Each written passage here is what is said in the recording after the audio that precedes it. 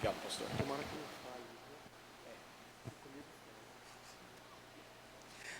Meus amados irmãos, recebam a paz do Senhor Jesus. Graças a Deus, bom estarmos aqui para glorificar e exaltar o nome do Senhor. Meus amados, vamos abrir as nossas Bíblias lá no livro de Jó, no capítulo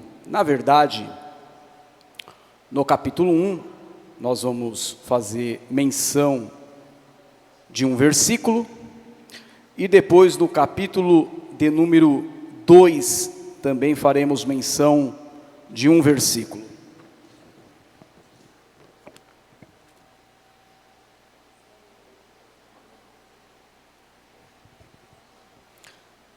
No capítulo de número 1, nós vamos estar lendo o versículo de número 1.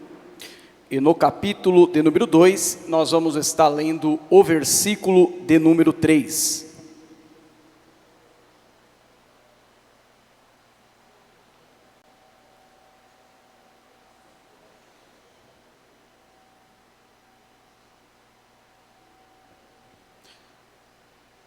E nós estamos dando continuidade hoje, na verdade, ao encerramento do propósito, Ano do Poder. E hoje nós vamos estar falando de perseverar na verdade e no amor. E estava orando esta semana, pedindo uma palavra, na verdade, desde que me veio convite por intermédio do pastor, para estar fazendo esta ministração. Algumas referências me passaram, alguns personagens me vieram, alguns textos, mas essa noite, na noite em que eu estava orando desta semana, me veio este texto depois que alguma coisa aconteceu, e eu fui para o quintal da minha casa, eu orava a Deus, e me veio esse texto, me veio essas referências, e eu gostaria de compartilhar com a amada igreja. Lá no versículo de número 1, diz assim: havia um homem na terra de Uz, cujo nome era Jó, e este homem era sincero, reto e temente a Deus, e desviava-se do mal. Versículo de número 3 do capítulo 2. E disse o Senhor a Satanás: observaste o meu servo Jó? Porque ninguém há na terra semelhante a ele, homem sincero e reto, temente a Deus, desviando-se do mal, e que ainda retém a sua sinceridade, havendo-me tu incitado contra ele, para o consumir sem causa. Amém, meus amados? Queridos irmãos, o livro de Jó, e a história de Jó, sempre quando nos é passado a história de algum personagem que sofreu, nós pensamos exatamente nesta figura, neste personagem bíblico. E não por acaso, porque na verdade a vida de Jó não era exatamente a princípio essa vida de sofrimento que lhe foi sendo traçado. Jó era da terra de Uz, e para quem não sabe, há indícios pelos historiadores, porque ele era um homem do Oriente, há indícios que Uz seja hoje dentro da localidade da Arábia Saudita, possivelmente. Há algumas outras afirmações, enfim, mas Jó era um homem extremamente rico. Jó era um fazendeiro poderoso. Jó era um homem de muitas posses. Jó era um homem que possuía ovelhas. Jó era um homem que possuía camelos. Jó era um homem que possuía jumentas. Jó era um homem que possuía gado. E para cada setor, para cada tipo de animal, Jó tinha servos, empregados destinados. Aí você vai me dizer, mas como que o senhor sabe disso, pastor? Eu sei porque o texto me diz que no meio daquelas notícias que chegavam servos específicos de cada tipo de animal. Jó era um homem de muita riqueza, a ponto da Bíblia dizer que ele era o homem mais rico daquela terra, um homem poderoso. Quem passava pela rua, ou quem passava próximo àquela propriedade onde Jó morava, olhava, e com certeza seria a casa mais bonita daquele lugar, um homem poderoso e conhecido em muitas regiões. E você vai me perguntar, como que o senhor sabe disso? Porque em meio à tragédia, ao sofrimento, lhe aparecem amigos de várias regiões, de várias localidades. O dinheiro, o poder dava status. O dinheiro e o poder dava a Jó esse reconhecimento. E não é uma característica apenas de Jó, esse reconhecimento não era apenas propriedade dele. Tanto que Salomão, o rei de Judá, ele também era reconhecido, a ponto de uma rainha levar presentes até ele de muito distante lá da África. Então, quando se tem muita riqueza, quando se tem muito dinheiro, há um reconhecimento, ainda mais de um homem, o homem mais rico do Oriente, um homem poderoso. Mas o que me chama a atenção é que Jó não era apenas reconhecido, pastor Neném, nesse mundo físico. Jó também era reconhecido no mundo espiritual. Tem pessoas, e nós estamos vivendo uma sociedade da busca do reconhecimento aqui e agora, da riqueza, do poder, da grandeza, de quem eu sou, do status, do mais bonito, do corpo mais belo, do carro mais bonito, da casa melhor da rua, da empresa, da fama. E isso é uma coisa que está sendo procurado a todo tempo, e a qualquer custo, e a qualquer preço. Mas o texto começa dizendo que Jó era um homem sincero. Jó não era apenas um homem rico, Jó era um homem sincero. Jó não era apenas um homem poderoso à vista humana, Jó era um homem temente a Deus. Jó não era apenas um homem que tinha status, Jó também era um homem reto. Jó não era apenas um homem que tinha muitas posses, Jó também era um homem que aprendeu a se desviar do mal. Não adianta ter muitas coisas, sendo que você não tem um conteúdo necessário. Jó tinha posses, mas Jó era reconhecido no mundo espiritual. Jó era tão reconhecido no mundo espiritual, que a Bíblia Sagrada diz que o próprio Deus dá testemunho de Jó. E nós vivemos, parece que dentro de uma crise de identidade, que nem as pessoas, muitas das vezes, que estão do nosso lado, dão um bom testemunho de nós. Nem as pessoas que nos cercam, nem os nossos amigos, onde nós trabalhamos. Essa é a pergunta: qual é o testemunho que tem lá? No particular, o que vão dizer ao teu respeito. Mas também tem a questão, não importa o que vão dizer, o importa o que Deus está pensando ao teu respeito. Porque o testemunho quem dá é o escritor, mas chega uma hora quem dá o testemunho é Deus.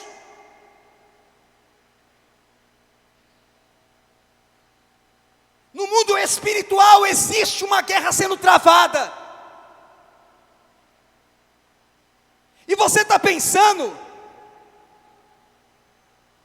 que essas hostes espirituais, esses poderes, essas governanças espirituais, estão preocupadas com o dinheiro que você tem na tua conta, com o corpo que você tem, com as posses? Não. Porque Satanás, quando se apresenta diante ali de uma convocação que havia, que a Bíblia chama os filhos de Deus, se reuniam e apareceu Satanás ali, e essa mesma palavra vem e diz, e o próprio Deus dá o testemunho, e pergunta para Satanás: aonde você tem andado? Ele diz: olha, eu tenho ido passeado pela terra, tenho andado por ela. E ele perguntou: observaste o meu servo Jó? Para Deus, o que me parece que era um orgulho de Deus. Jó apresenta, e Satanás, ele começa naquela conversa, e diz: olha, você sabe o porquê dessa forma de comportamento de Jó, dessa devoção, desse carinho que ele tem por você, pelo Senhor? Você sabe tudo isso que ele tem oferecido, essa forma dele viver, esse estilo de vida que Jó tem, na verdade, no amor? Você sabe por que ele está exatamente desta forma? Porque o Senhor tem colocado um muro de proteção. Ninguém pode tocar nele, ninguém pode tocar na família dele, ninguém pode tocar nos negócios dele. Tudo que ele faz dá certo. Começa a tocar, tira dele coisas, para ver se ele não nega. Só que Satanás não sabia com quem ele iria mexer, porque Jó não era apenas um homem fazendeiro rico, ele tinha que lidar com um sacerdote.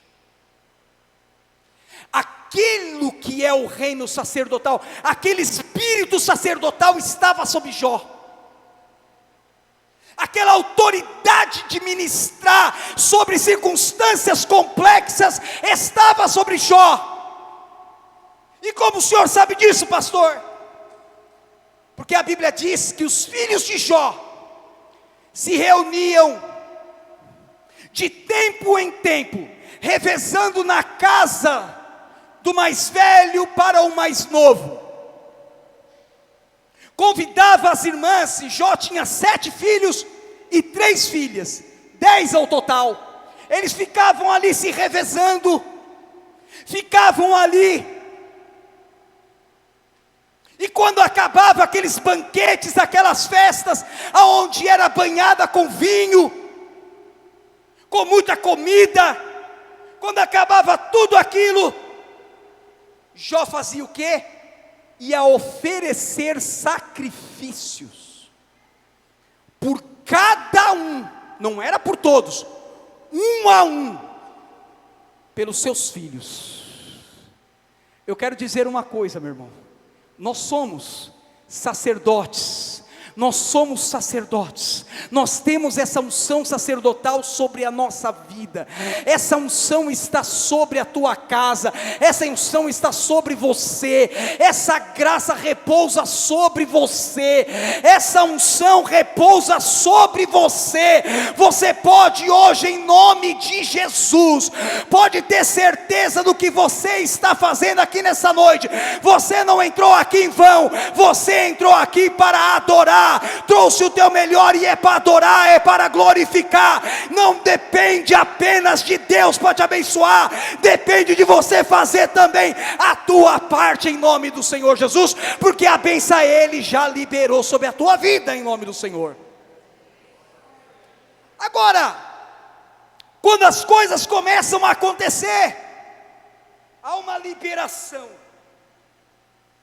Deus diz vai, toca. Mas você está falando de um homem que tem princípios, tem valores, anda na verdade. Vem o servo e diz: olha, consumiu os camelos. Na sequência vem outro e diz: olha, consumiu as ovelhas.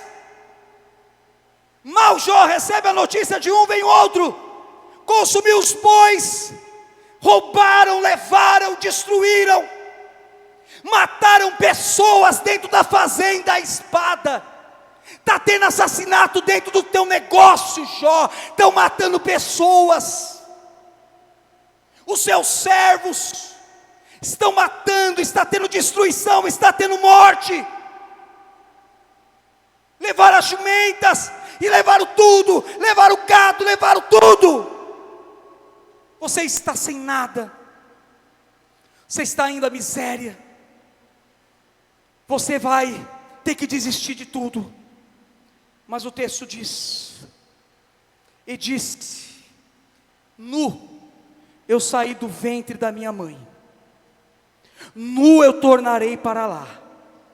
O Senhor me deu, o Senhor o tomou, mas bendito seja o nome do Senhor.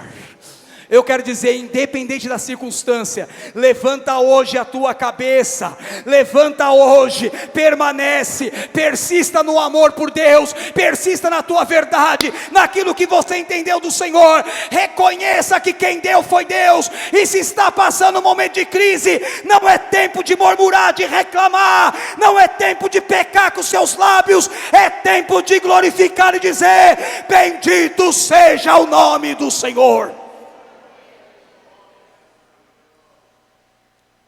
Mas tem coisa que nos leva para uma outra dimensão. Tem coisas que começam a nos levar para um testemunho muito maior. Se aquele primeiro Deus dizia: observaste meu servo Jó, Deus volta a repetir: observaste? Só que agora acrescenta algo a mais. Você observaste ele? Ele continua me temendo, ele continua sendo um homem reto, ele continua sendo um homem que se desvia do mal, e que ainda retém, olha o que o texto diz, e que ainda retém a sua sinceridade. O que Jó retém sobre si? A sua sinceridade. Pode vir a luta que for sobre a tua vida, pode vir o que for, o mundo espiritual pode travar e tentar trazer alguma coisa que você não está entendendo nesse momento, mas Deus vai dar testemunho, e você tem que ter fé para isso, e permanecer em Deus para isso, e Deus vai dizer: ele permanece sincero, ele não abriu mão dos seus valores, ele continua. Havendo eu sendo incitado contra Jó, Jó permanece na sua posição para a glória do Senhor. Eu quero dizer que aqui eu posso afirmar, certamente sem conhecer a tua vida, sem conhecer os seus caminhos, porque eu também passo por isso. Tem momento que dá vontade, meu irmão, de chutar, como diria, o pau da barraca, sair e dizer: eu largo tudo, eu paro. Mas eu quero dizer que não vale a pena não. O mais importante é continuar a ouvir da boca de Deus: eu estou contigo, continua, vai até o final. A vitória é certa, a vitória é certa, a vitória é certa, em nome de Jesus. A conspiração continua. O que acontece é que Deus permite um toque e dá esse autoridade permissiva para Satanás tocar. Porque Satanás usa uma expressão aqui na fala com Deus: pele por pele.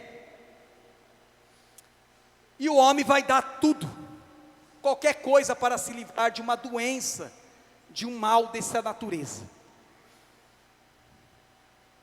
E Jó começa a ser tocado na pele, e aquele texto, se você conhece a história, ele se coça com cacos de telha. Há úlceras terríveis, coisas terríveis acontecendo com Jó. Mas a parte que toca mais em Jó, até então Jó se dobra e fala: olha, está doendo. Mas a carne da carne se aproxima dele, que é a esposa. É aí que vem. Jó tinha perdido filhos, gado, camelo, jumenta, ovelha, seus servos, grande parte, sido mortos, consumidos. Mas ele ainda tinha uma esposa.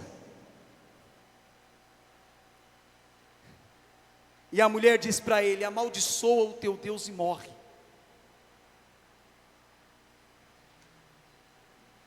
Cessa, cansou, isso para. Mas Jó diz: como tu fala, como qualquer doida, assim falas tu. Recebemos o bem de Deus e não receberíamos mal. O que diz o texto? Em tudo isso não pecou Deus, não pegou Jó contra Deus. No capítulo de número 19, e aqui os amigos de Jó começam a se aproximar, avistam Jó de longe, e o texto diz que eles não reconheceram. A enfermidade estava consumindo a carne de Jó, aquele homem forte, robusto, bem afeiçoado, agora um homem doente.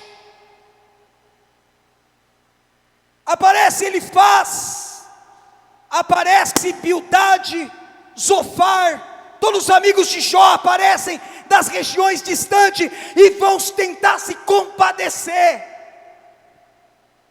E a pior coisa é alguém tentar se compadecer da gente, irmãos. Tem hora que é melhor as pessoas não falarem nada. Tem hora que é melhor as pessoas ficarem quietas, sim ou não? Tem hora que você passa certos problemas e é melhor que as pessoas não falem, porque também você não quer ouvir determinados tipos de opinião. E naquela conversa, Jó chega no capítulo de número 19 e fala para os amigos: olha, vocês já me acusaram mais de 10 vezes. Será que vocês não se cansam disso? Será que não há um tempo em que vocês não parem de olhar para mim e ver apenas desgraça? Será que vocês não entenderam? E a coisa estava tão séria, que Jó diz assim: vocês olham para mim, pegam o que eu estou vivendo agora, e arrumam uma possível desculpa, dizendo: está assim, porque pecou contra Deus. Coisa que causa de problemas e situações que vivemos, todas elas, ou seja, a causa do pecado, que você cometeu ou errou. Mas Jó vai dizer: isso vai bastar, isso vai chegar, porque no capítulo de número 19, e versículo 25 ao 27, ele vai dizer: eu sei que o meu Redentor vive, porque está vindo acusação atrás de acusação, desgraça em cima de desgraça. Eu sei que o meu Redentor vive, e que no fim se levantará sobre a terra. Ele vai vir ao meu encontro, e depois que meu corpo estiver destruído e sem carne, eu verei a Deus. eu o verei com meus próprios olhos, eu mesmo e não outro. Como ansiei no meu peito e no meu coração. Eu quero dizer que vai chegar a hora que Deus vai se levantar e vai bradar, e a vitória vai chegar para a glória e honra do nome do Senhor. Se você acredita nisso, meu irmão, pode estar passando o momento que for, você vai arrumar fôlego para dar glórias ao nome de Jesus. Eu vou partir já para o final. Quando ele vai se aproximando, ele entra numa crise. Porque, irmãos, quando nós estamos no meio das dificuldades plenas, no momento mais crítico, e nós estamos no esforço para manter a integridade, a retidão, a verdade, o amor em Deus, a compreensão, não sair de cima dessas pilastras da verdade. A gente começa a entrar numa crise. Jó começou, me parece, depois do capítulo 30, ali, a entrar numa espécie de uma crise, e com Deus vai falando com ele vai falando, e as queixas vão vindo, e as perguntas vão aparecendo, e nós vamos fazendo pergunta para Deus, e Deus não tem que responder as nossas perguntas, os nossos questionamentos da forma que a gente quer. Ele responde da forma que Ele quiser, na hora que Ele quiser. E quanto mais você tenta forçar Deus, e não adianta, porque Deus tem um tempo certo de trabalhar, não adianta nada. Jó chega no capítulo de número 42, parece que já meio exausto, mas ele ainda tem uma palavra de um homem que vive a verdade. Ele vai dizer: eu sei que podes fazer todas as coisas, e que nenhum dos teus planos pode ser frustrado. Vamos repetir de novo? Eu sei que tudo podes, e todas as coisas, e nenhum dos seus planos pode ser frustrado. Aleluia, aquilo que Deus determinou para você vai chegar no tempo certo, em nome de Jesus. E a crise vai indo. Os amigos continuam ali. Ele é um homem pobre agora. E no capítulo 19, ele ainda diz: a coisa está tão séria que as crianças não suportam ficar perto de mim. O meu hálito, a minha mulher não suporta, eu sou um homem doente. Os filhos da minha mamãe me abandonaram, quer dizer, os meus irmãos me abandonaram. Eu comecei a ficar sozinho. Quando eu falo com um servo meu, nem ele quer dar ouvido. As pessoas se distanciaram. Você começou a entrar num tempo em que é você e Deus e mais ninguém. Vai espremendo. Mas Jó chega a uma conclusão. E no versículo 5 ele vai dizer: meus ouvidos já tinham ouvido a teu respeito, Deus. Mas agora, os meus olhos te veem. Tudo isso que eu estou vivendo foi para que meus olhos se abrissem e eu contemplasse a grandeza do Senhor. Eu quero dizer que pode estar um momento muito complicado, mas os seus olhos estão sendo abertos, e você vai ver quanto Deus te ama, o quanto Deus está de braço aberto, te abraçando, te agasalhando, te protegendo, te guardando neste momento para a glória do Senhor. E você não vai perecer, porque Deus vai virar este cativeiro e vai te dar vitória. Eu determino isso no nome de Jesus, aqui neste lugar, em nome do Senhor. Quando Jó estava naquela situação,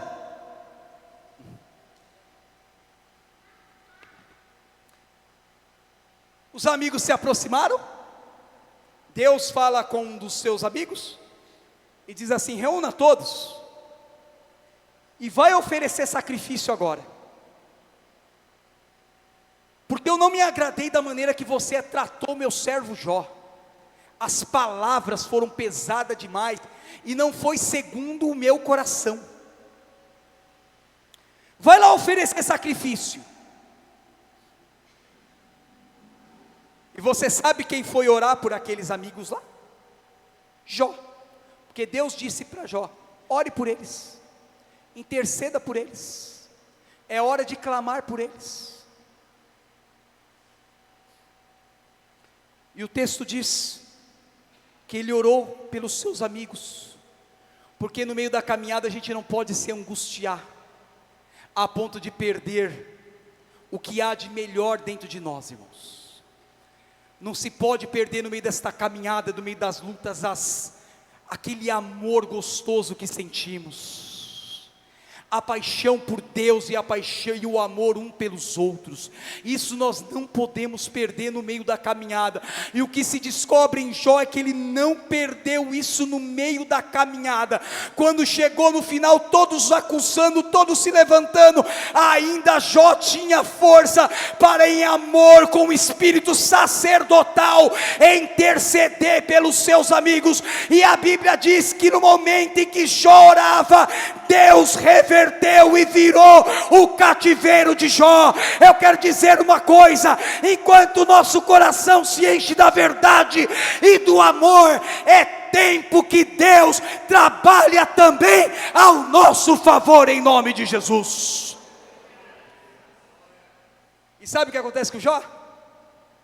Não tinha lá 7.000 camelos, agora é o homem que tem 14.000.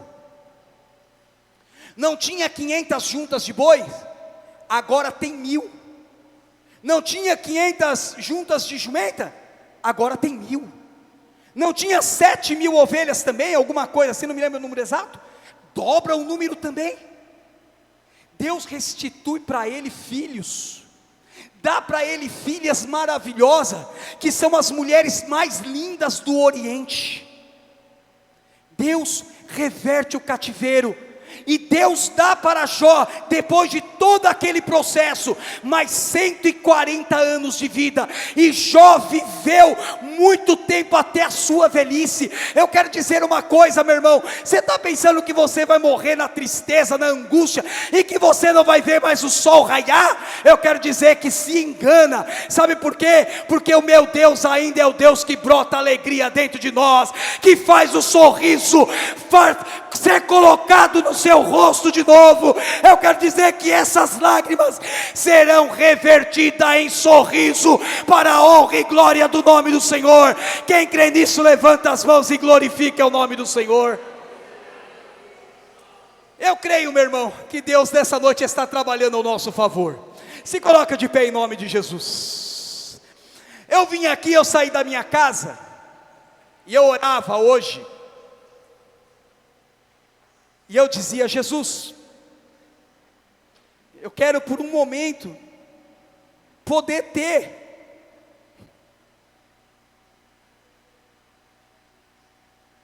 a revelação do que o Senhor tem para corações, para vidas, ensinando, instruindo, dando esta direção, trazendo essa renovação de ânimo espiritual. Há uma guerra sendo travada, irmãos, e não se esqueça disso.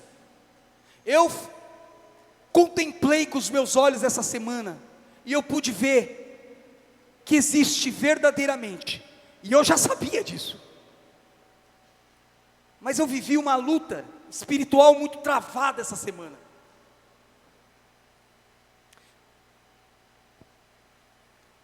Mas o diabo não resiste a um clamor sincero, irmãos. O diabo não resiste a crente que ora. O diabo não resiste ao crente que clama. Satanás não resiste ao crente que dobra o seu joelho em sinceridade. Eu quero dizer, tem hora que tem que botar o bicho para correr em nome de Jesus mesmo. Porque tem hora que a luta está travada e você não está entendendo certas coisas, mas há uma guerra no mundo espiritual, e o apóstolo Paulo fala isso. Temos que usar todas as ferramentas, e uma das ferramentas é a intercessão e a oração.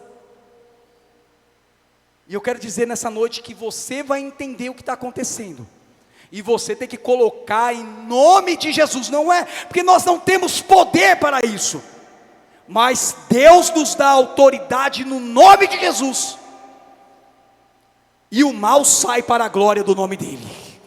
Quantos acreditam nisso? Deixa eu ver aqui, só os que acreditam nisso.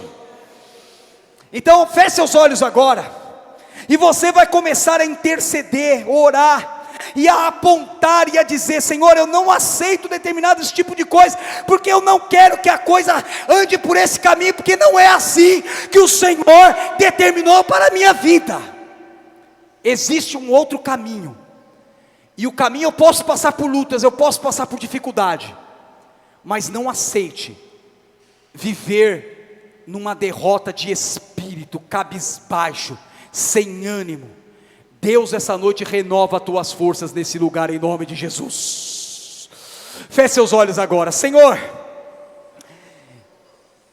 nós estamos, Pai querido, terminando neste domingo hoje, Pai, esse propósito do poder, e nós estamos, Pai querido, hoje buscando no Senhor poder, porque queremos perseverar na verdade e no amor. Meu Deus, eu não sei, meu Pai querido, meu Deus, eu não sei como está, eu sei como nós vamos terminar, e é dessa forma que eu quero terminar. Eu quero terminar clamando, eu quero terminar buscando, eu quero terminar como Jó, cheio de autoridade, sincero, íntegro, reto e continuando temendo a Deus. Meu Deus, coisas ganhamos, coisas perdemos, mas o que nós não queremos perder é o temor no Senhor. Meu Deus, eu sei que também a luta está travada, existe uma batalha travada. Pessoas, Senhor, estão aqui hoje com uma luta cerrada no lar, uma luta cerrada na empresa. Meu Deus, no mundo espiritual, alguma coisa sendo tramada, alguma coisa sendo, meu Pai, para destruir, nos tirar da fé. Meu Deus, mas hoje nós, pelo poder que existe no nome de Jesus, pelo poder que existe no nome de Jesus, pelo poder que existe no nome de Jesus, oh meu Deus, pelo poder que existe no nome de Jesus, nós oramos, nós clamamos, nós estamos debaixo desta autoridade agora. Oh Espírito Santo, o diabo não tem vez, o diabo não vai tocar nessa pessoa. Meu Deus, não vai destruir a vida dessa pessoa, porque o Senhor já venceu, o Senhor já nos deu a vitória, e somos mais do que vencedor no Senhor, meu Pai. Agora, meu Senhor, nós determinamos sobre a vida de cada um de nós, Pai, porque assim cremos, que queremos, meu Pai, terminar este culto, meu Pai, de uma forma diferente. Queremos terminar convictos de que o Senhor é o Deus que nos dá vitória, que o Senhor é o nosso Redentor, que o Senhor é o nosso Redentor, que o Senhor é o nosso Redentor, que o Senhor é o nosso Redentor, em nome de Jesus. Aplauda o nome de Jesus, igreja.